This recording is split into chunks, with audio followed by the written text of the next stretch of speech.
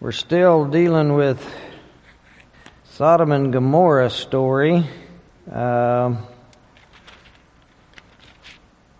not sure if we need to reread it to refresh our memory. Everybody remember it real well? Or have you forgotten? Okay. Now, refresh our memory. Okay, well, I'll try to paraphrase. And again, this is part of a longer story of where God has appeared to Abraham by the oaks of Mamre, and he's set up there, and then the two or three strangers come, and he notices, and he gets up, and he welcomes them, and prepares them a great feast, and then they're talking, and he says that, ask, where is Sarah, your wife? Doesn't ask, how do you know I've got a wife and her name's Sarah? But anyway, and he says, surely I'll return in due season, and your wife Sarah will have a son. And Sarah was listening behind the tent cover and heard, and she laughs because she thinks this is crazy. After I have grown old and my husband is old, shall I have pleasure? And then the Lord, it says the Lord, not the strangers, but the Lord. So we're understanding that the visitors are the presence of God or messengers. And like I said, it gets kind of all mixed up when they're talking messengers, but then it's God speaking through the messenger and so forth. Anyway, why did Sarah laugh and say, shall I indeed bear a son now that I'm old? Is anything too wonderful for the Lord? And at the set time I will return to you in due season, and Sarah shall have a son. But Sarah denied, saying, I did not laugh, for she was afraid. And he said, oh, yes, you did. You laughed. And then the men set out from there to go down to Sodom, because there had been a great cry to the Lord of the injustices and so forth. And then Abraham goes with them for a little way.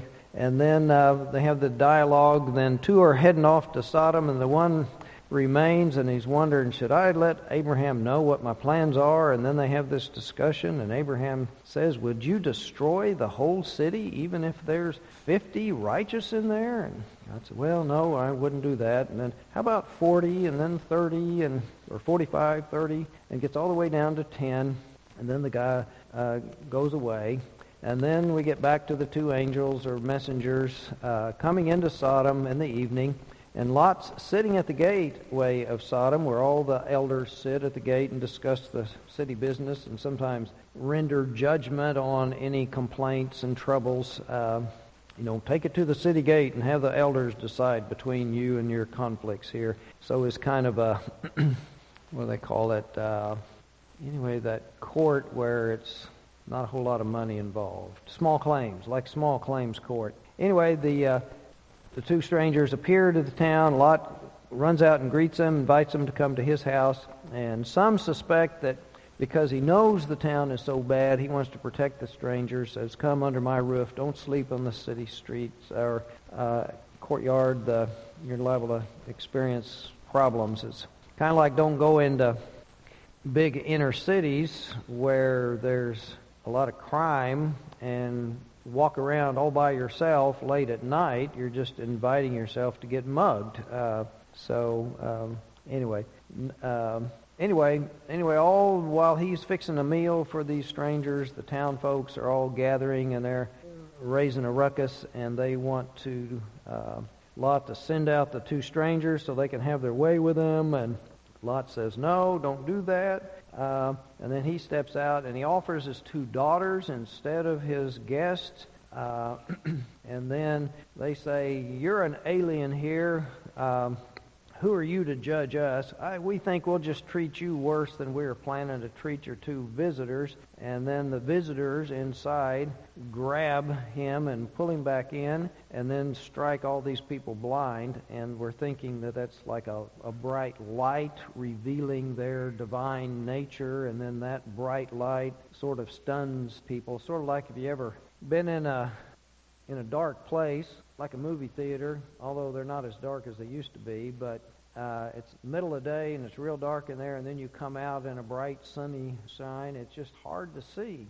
So anyway, that kind of blinding bright light experience. Anyway, so they kind of scatter and they don't do anything. But then the two men, it comes back to then the men rather than angels. Then the men said to Lot, "Have you anyone else here, sons-in-law or sons or daughters or anyone you have in the city? And bring them out of this place, for we are about to destroy this place, because of the outcry against its people has become so great before the Lord, and the Lord has sent us to destroy it." So Lot went out and said to his sons-in-law, who were about to marry. And we've talked about the idea of betrothal before, and they're officially, legally connected, but they haven't started living together. It hasn't been consummated, as it were. And so they think he's joking, and he can't convince them. And so then he comes back, and they don't join him. And then the messengers or men say, "Flee for your life. Do not look back or stop anywhere in the plain. Flee to the hills, or else you will be consumed." And then Lot said to them, "Oh no, my lords, your servant has found favor with you, and you have shown me great kindness in saving my life, but I cannot flee to the hills, for fear the disaster will overtake me, and I will die. Look, the city over there, flee to it, and that little one, let me escape there. Isn't not just a little one, and my life will..." And he said to him, "Well, very well, I grant you this favor." So at this point, Lot is able to save a city where Abraham and all his argument with God couldn't save any of them. And so, anyway, so that is kind of a conundrum there. And so he escaped there to Zoar, and then the sun had risen on the earth when Lot came to Zoar. And then the Lord rained down on Sodom and Gomorrah sulfur and fire from the Lord out of heaven, and he overthrew the city, turned them over. And then one commentator said about 4,000 years ago, it seemed that there was geological evidence of a great earthquake in the region. So this story might very well be connected to that. I'd said before. Anyway, all the inhabitants of the cities had been destroyed, and anyway, and Lot's wife behind him looked back, and she became a pillar of salt. And then Abraham went early in the morning to the place where he had stood before the Lord, and he looked down toward Sodom and Gomorrah, toward all the land of the plain. He saw the smoke of the land going up like a smoky furnace. So it was that, and God destroyed the city's plain. God remembered Abraham and sent Lot out in the midst of the overthrow, when he overthrew the city in which Lot settled. Now we're told that line is from the priestly version, just a quick summary, and the rest of it is the Yahweh. Now Lot went up out of Zoar and settled in the hills. After making a big fuss, then he quickly decides that he wants to not stay there.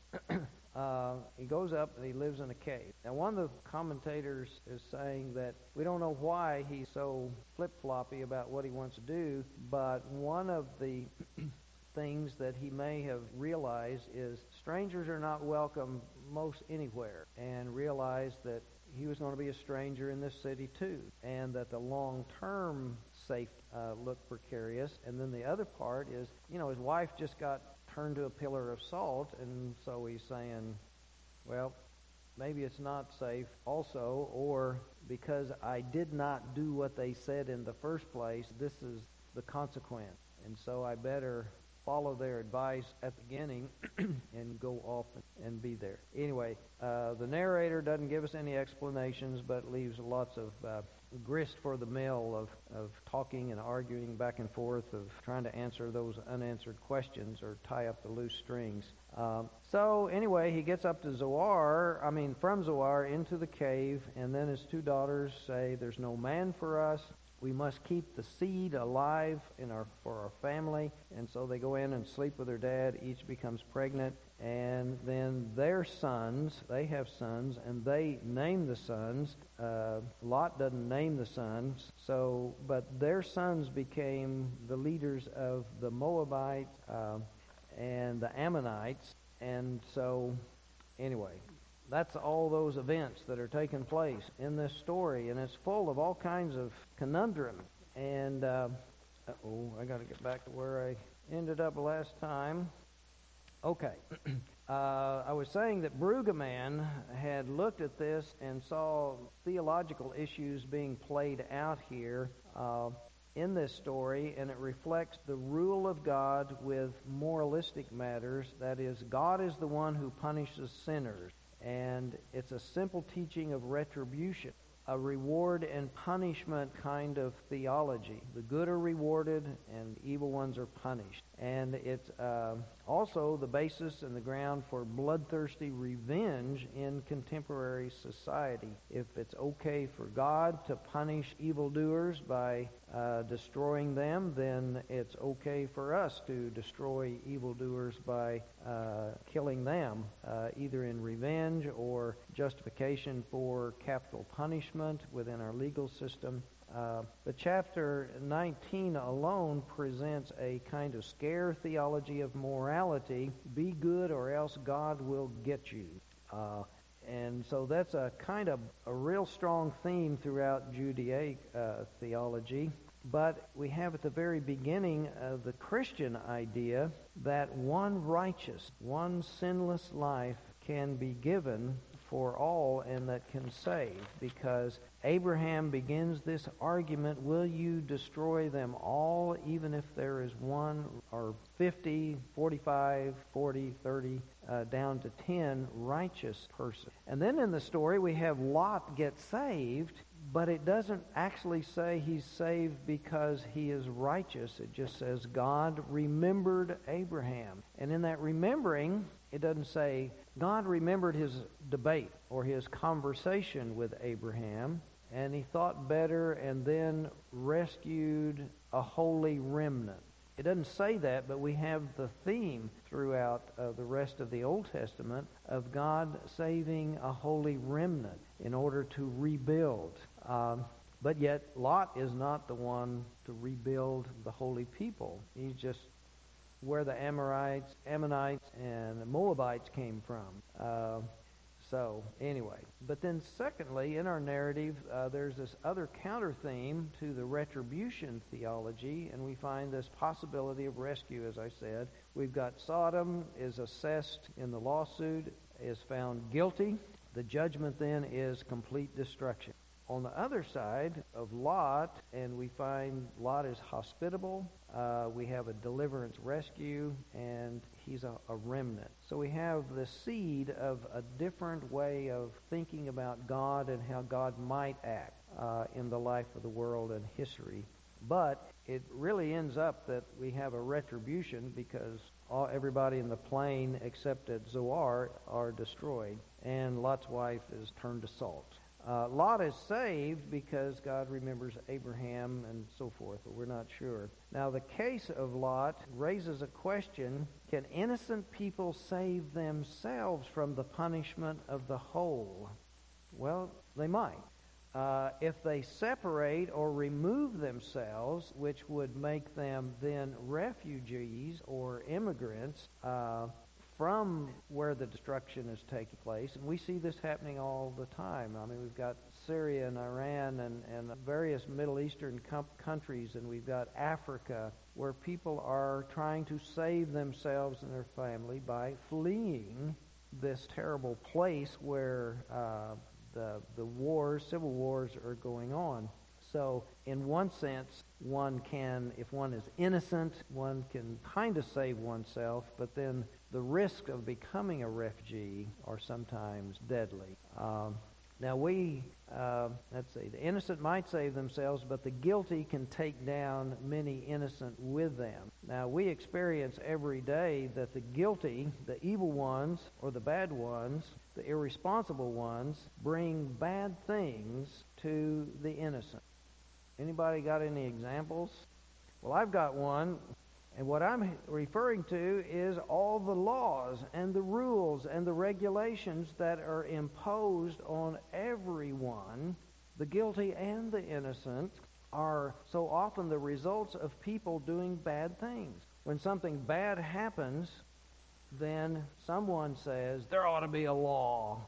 And so then there becomes a law, an ordinance, a rule that says, this is the policy, you can't do that anymore, don't care who you are, nobody's going to do that anymore because this little group of bad people abused the privilege, and now they've ruined it for all of us. We can't allow that anymore. We've got to have that, or we have to have particular regulations.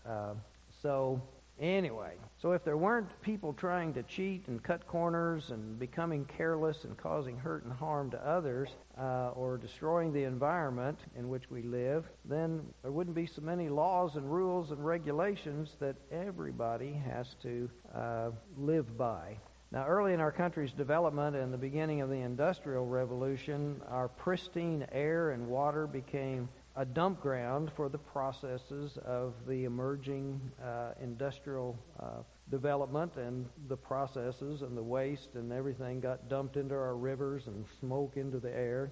And so now we've learned that so many toxins are in our ground and in our air, and many of them are carcinogens, and they cause asthma and lung cancers, the black lung disease for miners underground. And then recently we've had the coal sludge that has broken loose and has destroyed the water for over 100,000 people on the East Coast. All too often, I hear or read so many people complaining about the government regulations and the government overreach, and I hear people accusing the government, whether the government is city council or local ordinances or state laws or federal laws, and agencies trying to fulfill the laws and requirements. But in all the complaining, I rarely hear anyone angry or outraged being directed to the irresponsible and the reckless that caused the problems that then made the regulations have to be put into place.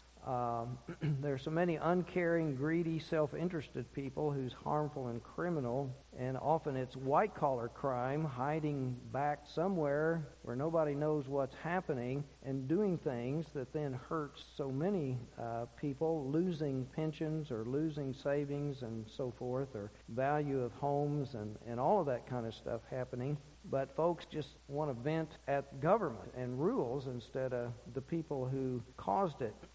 I remember in New York City, when I was in seminary, I stayed there one summer and I played baseball. I was the only white guy in the whole league, and we played baseball. And but what I was doing during the week, when I stayed in New York City, I worked in the letter of credit division at Bankers Trust Company down on Wall Street.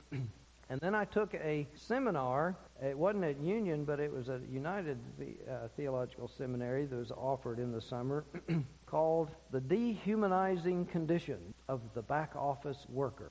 So I went to be a back office worker, and then I met once a week with a seminar, and we discussed, how it was. And it was very, very interesting. But one of the things that I remember that relates to laws and regulations and so forth, there was a young man working in that division, and I overheard him one day bragging about what he and his friend had done. They had taken one of their cars, they had stripped it of the tires, anything that would come off of it, and they stored it. And they left it on the street. They called the police and said their car had been stolen. Police found it, made a police report. They turned it into the insurance. They got the insurance payment for the totaling of their car, and then they got all of their parts, put the car back together, and they're bragging about how they had pulled off this scam. Now, I'm just there to observe. And what I observed is nobody confronted this guy and said, "That's a crime. That is wrong. What do you think you're doing?" And as I reflected on it yesterday, I got to thinking maybe the reason there wasn't anybody to do that was hardly anybody owned cars in the city. They ride subways and buses and walk. So it wasn't going to affect their car insurance rate. But that's what makes, in cities, in high crime areas, your insurance rates for your car so much higher, is because of not only more accidents, but more theft. More cars get stolen, and then more crimes like this happening. So, and he was there the whole time. Nobody came and arrested him and hauled him off to jail because somebody had reported him. It didn't happen. Now, there are so many times when folks, and then there's other folks, they may talk about how they new schemes on how to cheat on your taxes and all of that kind of stuff. And why don't people confront these folks or report them? Well, we don't want to get involved. We don't want to get involved. But anyway, what happens is it ends up hurting a great number of folks by the consequences. But anyway, the point of the digression is that the guilty, the wicked, the evil ones who violate the social contract drag all of us down. If in no other way, economically, they drag us down. But when they get away with it, it sets an example for others until some begin to say, okay, well, everybody's doing it, so that makes it okay. And then it gets into a mentality, well, if everybody's doing it, well, I better start looking out for number one, because if everybody's doing it, everything's kind of unstable. I can't think of the general good because it's gone to pot. I've got to start looking out for myself the best way I can. Anyway, the crook or the con artist benefits from a very safe and open, trusting world where most people are thoughtful and considerate and honest and trustworthy, and so they take advantage of that, and it makes their work easier. But when all that breaks down, you soon have such a chaotic social order that even the criminals and the con artists don't know who they can trust. And when it gets that bad, it's pretty awful. And we get to the point that some people just want to say, we're going to leave that place. Get out of there. Or burn it down or something. Well, anyway, I think it was Edmund Burke that said eternal vigilance is the cost of freedom. Well, eternal vigilance for all things is the cost of a healthy and safe society and so forth. We have to be eternally vigilant against the con artists and cheats and people who are being careless and dishonest and so forth. Anyway, so it was probably too late for Lot to be that much of a positive influence in Sodom, and the wickedness and evil had so infiltrated and integrated itself throughout that the whole fabric of society was just so rotten that it would have been overwhelming. But one curious note is that when Lot stepped out of his house to try to persuade the men of Sodom to change their hearts and their minds from this evil intent, he addressed them as brothers. He didn't say friends. He didn't say fellow citizens. He didn't say, hey, you guys, but brothers. And to say brothers instead of, gentlemen or, something else, my fellow Americans or my fellow Sodomites, but brothers, it's a way that he was trying to suggest a kinship with them, a closer relationship. And they reminded him, no, you're not a brother, you're an alien. You're still the stranger. And then threatened to do evil to him as well. And one of the things that's kind of curious, when he offered the daughters, we're told that there were sons-in-law. He may have really kind of felt like he had belonged and had made it into acceptance in the community because there were sons-in-law and he would become father-in-law, and he was hanging out at the city gate and so forth. So he may have been feeling like this was home. He was no longer having to wander like Abraham, but he was at home, and he wanted to enjoy that belongingness and that sense of rootedness into the community, but it wasn't going to happen. So at that interchange, then, as I said, Lot offers his daughters in exchange for their desire for the two strangers. Now, it sounds horrible to us. However, there were a couple of suggestions of commentators that make it not quite so terrible, maybe, at least in the commentators' minds. The readers know And as Lot seems to be becoming aware and suspecting that those two strangers are actually angels, messengers from God, or even God's incarnation in his midst. So besides the high principle of hospitality, maybe the guests are at least representatives of God, if not actually incarnation of God in his midst. So his first loyalty is to protect God and to sacrifice. He willing to sacrifice his daughters, but he didn't offer himself. He didn't say, take me instead. No, you can have my daughters. So he's still not too noble here.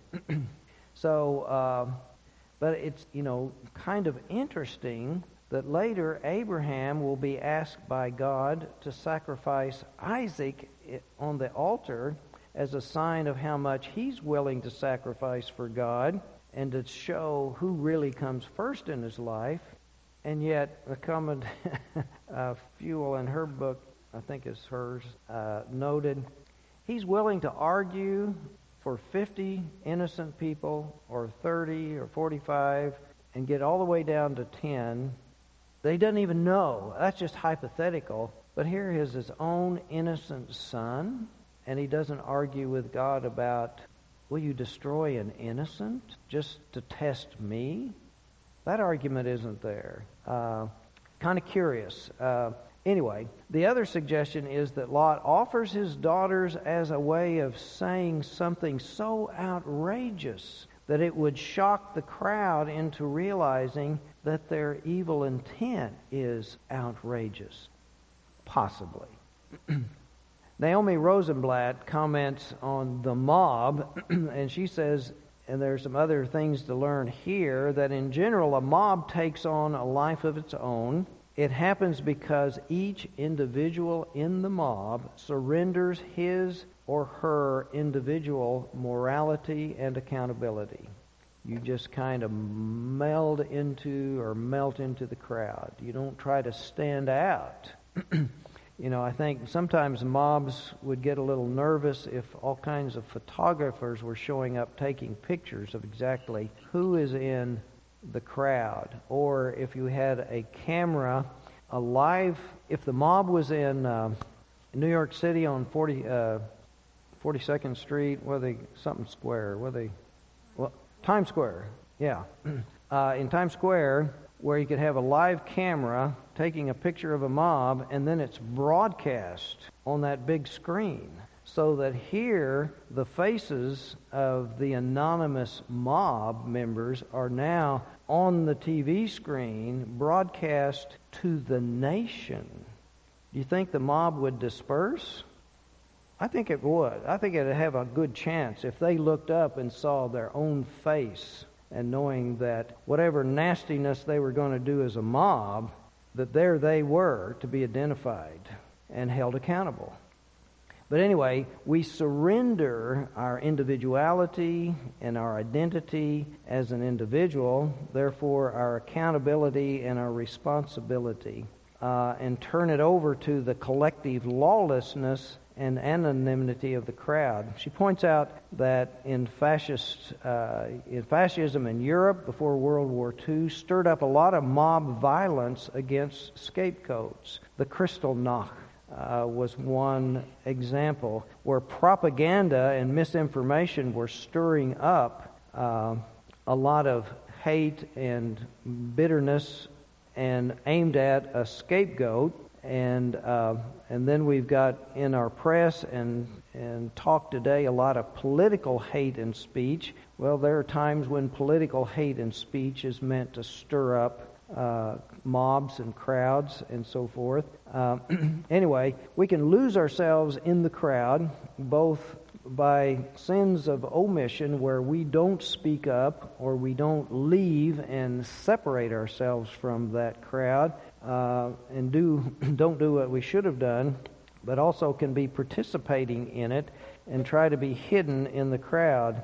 And then she mentions the white-collar crime and malfeasance, and where we had all of the financial issues going on, we're bundling these unsecured home loans and then giving them a high rating of reliability and everybody participating and not paying attention, and some folks that probably knew that wasn't right and just kept their mouths shut and just went along. That's kind of like the anonymity of losing yourself in the crowd, and then what it did to our economy and how many people it hurt. So everyone's doing it, so it must be okay. Now here's another one we all get caught up in. I don't know, maybe you haven't, but you know there's posted speed limits around town. And some posted speed limits really don't make any sense. Out in Broken Arrow area where I live, there are stretches of road that are exactly alike. 2-lane roads, the whole stretch of a mile from this stoplight to that stoplight, or this stop sign to that stop sign, hardly a crossroad there, and in some places 50 miles an hour, other places 40 miles an hour. Well, if you're just kind of used to most of them being 50, there's a lot of folks go cruising up and down 50 miles an hour. And if you're driving along and one of those people just comes up behind you and riding your tail, you may kind of go 50 like they want to go. Or out here on the Broken Arrow Expressway at different times. It's supposed to be 60 miles an hour or 65 when you're out of town.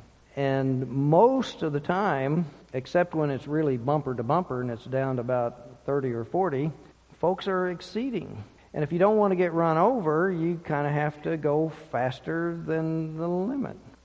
Now, when we try to go with the traffic flow, are we part of the crowd and trying to be anonymous? Just let the person who's really going fast get caught?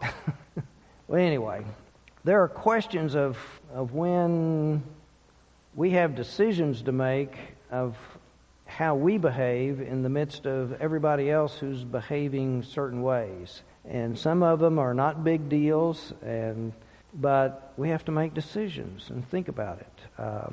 So let's see. I told you that I would get to Dana Fuel's comments on this story, and I'm not sure where to begin. She has so many interesting comparisons for this. I'll just kind of begin here when she's back where Abraham is having the dialogue with God about, will you destroy all the righteous with all the innocent with the guilty? And she offers another idea that nobody else came up with, and she says, why precisely does Abraham raise this question?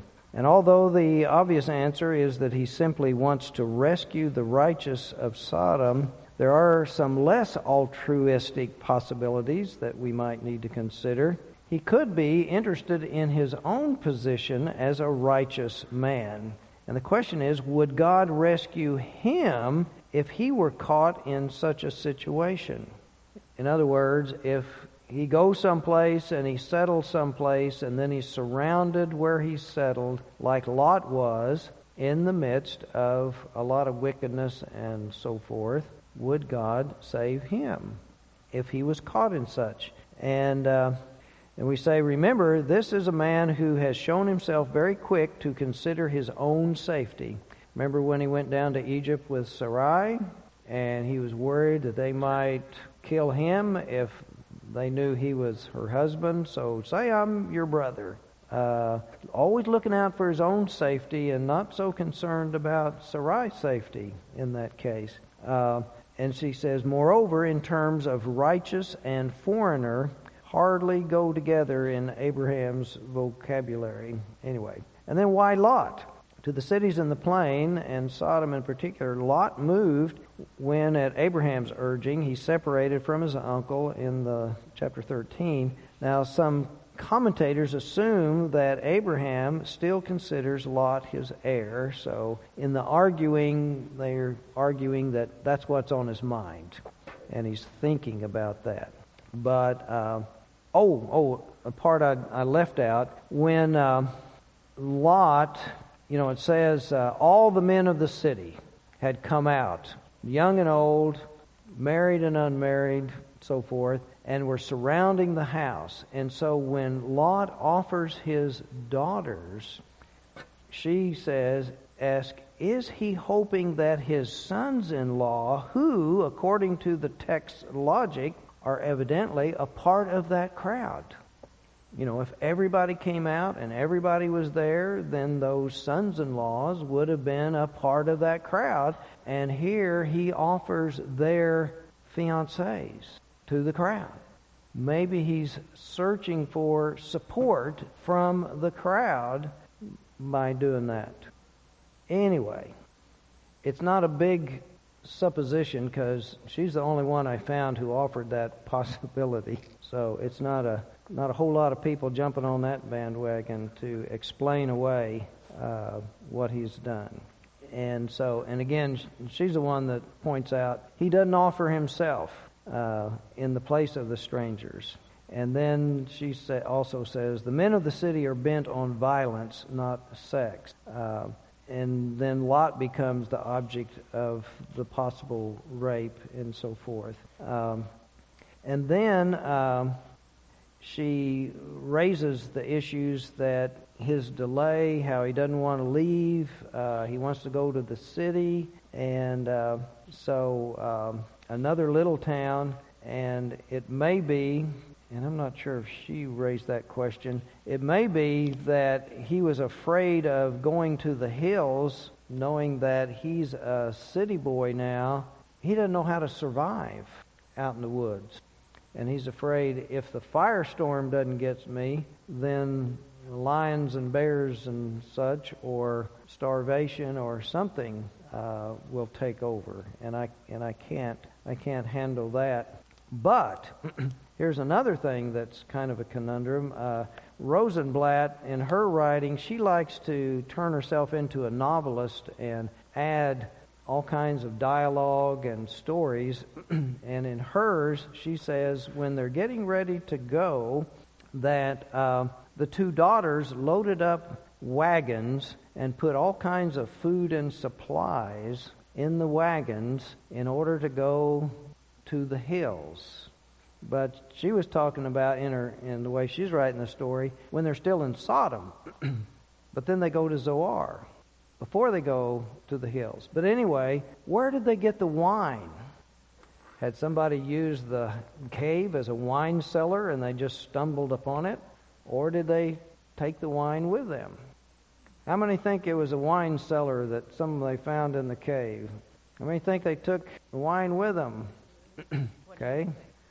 I think that part of the story was probably made up to embarrass the Moabites and the Ammonites, saying they got started with a terrible deed of incest. And that trying to figure out where the wine came from is trying to put stuff onto a legend that's maybe not even historical at all, but just part of that legendary kinds of thing, because and that may anyway, that's what I think.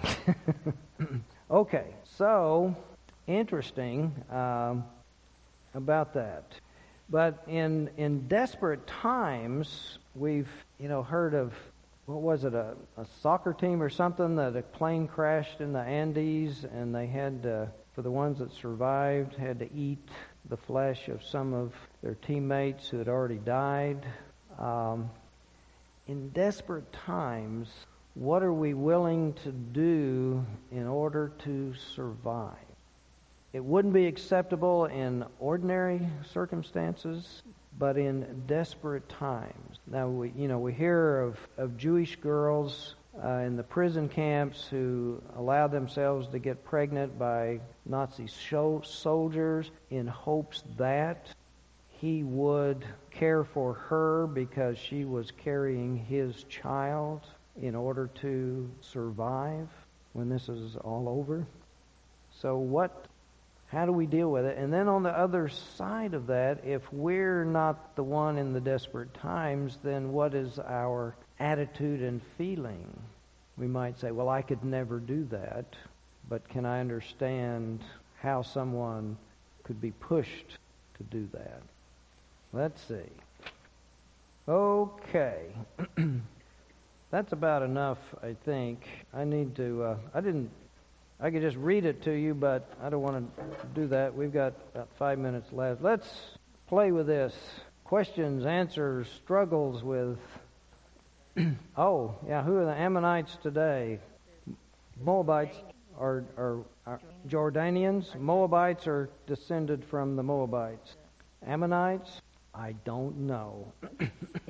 You know how Dr. Biggs would always say that different people would get assimilated through intermarriage and kind of lose any identity? Does anybody know who are descendants of the Neanderthals? Yeah, we're finding that a significant part of human population today has Neanderthal heritage. And that some of their gifts and abilities did benefit surviving, although they may not have been the brightest, but are thinking about what kind of, that's used as a pejorative term, saying you're not very bright. But anyway, they were bigger, stronger, and had some other survival gifts to pass on. But anyway, any other questions or issues about these troubling things that we have to read about in our Old Testament? Okay, chapter 18. Okay, the three men. Oh, no, I don't think it's any way related to the Trinity. It's just... Yeah, since there's three, and one of them was God, but the other two definitely were not Holy Spirit and the pre-existing Christ. The pre-existing Christ theology has Christ in heaven with God from the beginning and as a part of the wisdom that helped God in creation, and that wisdom is a spirit, and it's real abstract trying to work that 3-in-1 conundrum and have it make some kind of rational sense. I think Trinity is basically not to ever be explained, but just to remind us that we can never fully understand the mystery and the magnitude of God. We human beings can never really get our mind around it. So we have this doctrine of the Trinity. It's a puzzle you can never solve. And so rather than something you have to believe and figure it out and understand, I don't think that's the purpose. It just said we've experienced God in 3 different ways.